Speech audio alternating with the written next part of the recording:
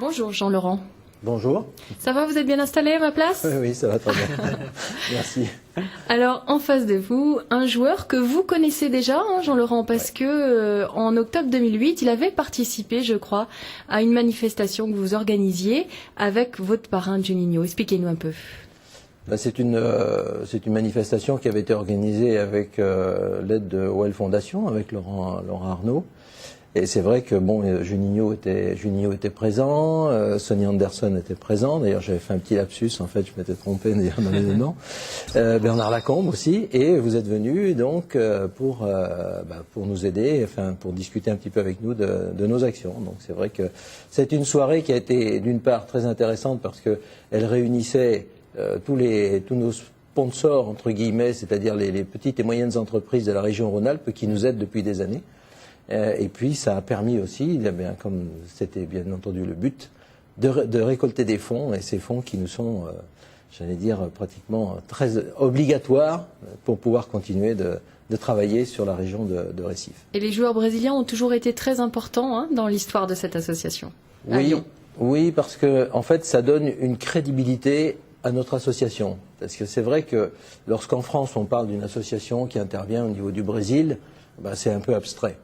Or, en fait, quand on voit des gens comme vous, par exemple, comme Juninho, comme Chris, comme Nilmar, comme Edmilson, tous ces joueurs nous ont aidés à un certain moment. Eh bien, c'est vrai que vis-à-vis des personnes qui nous entourent, eh bien, ça donne une crédibilité parce qu'on dit vraiment ce que vous faites. Eh bien, c'est quelque chose qui est bien adapté. Et Juninho l'a dit plusieurs fois. C'est vraiment ce qu'il faut faire sur place et non pas de faire n'importe quoi, mais vraiment bien adapté.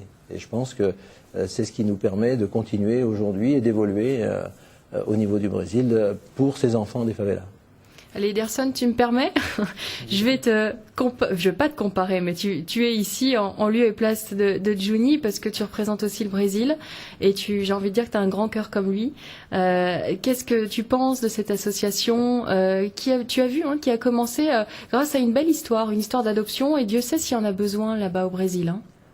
Oui, c'est une très belle initiative. D'ailleurs, je voudrais vous féliciter parce que c'est vraiment quelque chose que certaines régions au Brésil ont besoin, et ça a commencé avec une belle histoire.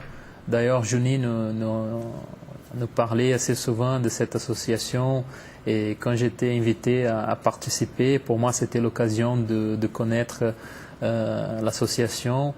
Et maintenant je me tiens disponible pour pouvoir aussi aider, et je suis sûr que c'est une très belle initiative parce que pouvoir aider des enfants, c'est quelque chose qui n'a pas de prix, ça vient du cœur, et je crois qu'il y a un Dieu là-haut qui nous regarde et qui bénisse ces gens qui ont vraiment l'envie d'aider, et surtout aider des enfants qui ont besoin. C'est vraiment une belle initiative. Alors comment vous les aidez, Jean-Laurent, aujourd'hui? Qu'est-ce que Várzea? Expliquez-nous un petit peu. Várzea, c'est une crèche. Bon, en France, en revanche, quand on met un enfant dans une crèche, on paye, tandis que là-bas, c'est une crèche qui accueille tous les enfants qui sont issus du quartier déjà, de Várzea, et puis des favelas qui se trouvent autour. C'est-à-dire que les mamans, elles peuvent amener leurs enfants le matin et puis essayer de trouver du travail, essayer de voir comment elles peuvent gagner de l'argent, parce que l'objectif c'est bien sûr celui-ci. Donc ces enfants sont accueillis dans cette structure. Il y a à peu près entre 45 et 60 enfants tous les jours.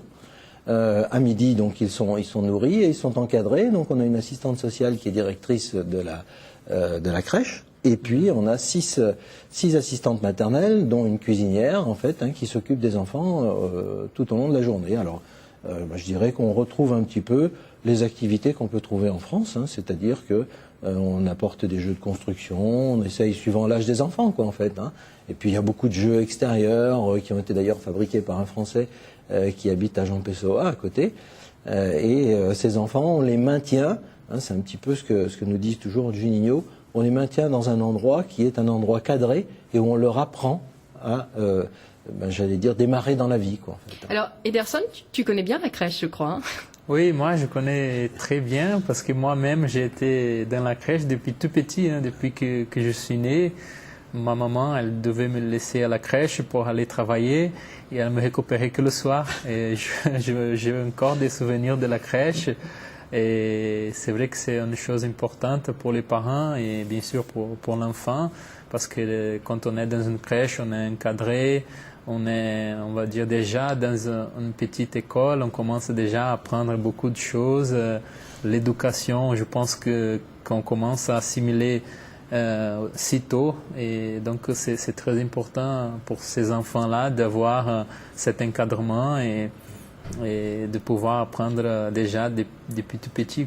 Alors si vous avez fait ça, Jean-Laurent, c'est dans les favelas, à Recife, dans des quartiers où il y a beaucoup d'enfants défavorisés. Il y a quelques mois, vous y êtes retourné, vous y allez chaque année, je crois, c'est ça, hein? Et il y a quelques mois, il y avait Juninho avec vous. C'était pour l'inauguration de l'extension de cette crèche. On a vu la maquette en images il y a quelques minutes. Et grâce au financement et notamment aussi à OL Fondation et au soutien des joueurs, vous avez pu agrandir cette crèche. On va regarder un petit sujet qui a été tourné en juin dernier avec Juninho. On regarde et puis après on en discute. Cap au Brésil maintenant. Il fait beau, il fait chaud, l'eau est à 28 degrés. Mais non, oubliez, on est là pour travailler. Bon, il y a plus désagréable. Nous avons rendez-vous avec Monsieur Juninho en personne. Le 26 juin dernier, il est venu à Recife, dans sa ville natale, pour donner le coup d'envoi des travaux d'agrandissement du centre nutritionnel Larsem Fronteiras de Várzea. C'est vraiment important que Juninho soit là cet après-midi pour les enfants parce que Juni c'est une grande figure du football, c'est une star, on le sait, et comme c'est une personnalité qui donne de son temps et pas uniquement de l'argent à une cause sociale, ça a un impact très fort, ça aide à diminuer les différences sociales et ça aide les enfants dans leur construction personnelle. Tout ça, c'est vraiment important pour nous. Il y a beaucoup de choses qui étaient bloquées et quand on s'est présenté avec le nom de Juninho, comme par hasard, ça se débloque. Quelle étape aujourd'hui? Alors aujourd'hui, donc on s'est vu hier soir. Les plans, donc, en ce qui concerne tout ça, sont faits. Le permis de construire est déposé. Oui, le permis de construire. Le permis de construire est déposé, mais il y a une modification. On a demandé, nous, Français, une modification de dernière minute. D'accord. Juni attentif, Juni impliqué, Juni tient son rôle de parrain de l'association ASU Brésil à merveille. Non seulement il suit de près le fonctionnement de la crèche créée par l'association lyonnaise, mais en plus les 60 enfants ont même droit à de petits cadeaux bonus. D'abord, Juninho nous a acheté toute cette partie-là, tout ce qui est télévision et puis musique. Juninho, quand il est venu, il nous a fait installer tout les carrelages que vous avez autour, là.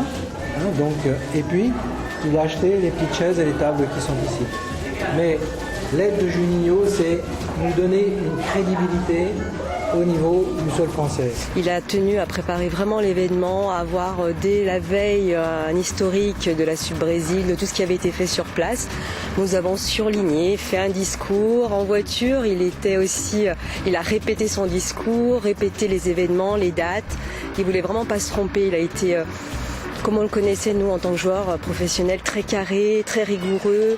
Pas question non plus pour Renata, la femme de Juninho, de manquer cet événement. Elle aussi très investie dans ce projet, elle mesure l'importance d'une telle structure. Ici, c'est différent des choses en France. Par exemple, les femmes, les familles qui n'ont pas de moyens pour laisser les enfants, pour faire garder les enfants, elles ne peuvent pas travailler ni continuer leurs études. Alors, c'est pour ça qu'il y a des endroits comme ça pour les gens qui n'ont pas de moyens de payer un nounou, un nourrice pour faire garder les enfants. Grâce à la générosité de la famille Juninho, l'association ASU Brésil et OL Fondation, la crèche doublera en capacité. Dans quelques mois, 150 enfants seront accueillis. L'aide de l'Olympique lyonnais, c'est pour l'extension et c'est de la construction, donc de l'investissement. Donc c'est l'extension des 2 étages supplémentaires par rapport à la structure d'aujourd'hui. Tous les représentants de la Sud Brésil et l'OL s'investit. On est tellement loin qu'on ne voit pas les choses. Et là, c'était vraiment du réel. On a vu leurs difficultés au quotidien. On a vu l'émotion des enfants. Ces enfants qui attendent tellement de nous. Et c'était vraiment très fort. Bravo à l'association ASSU Brésil et félicitations à Johnny. L'État brésilien en personne lui décerne la médaille de l'action sociale, sous les yeux admiratifs des enfants, des médias.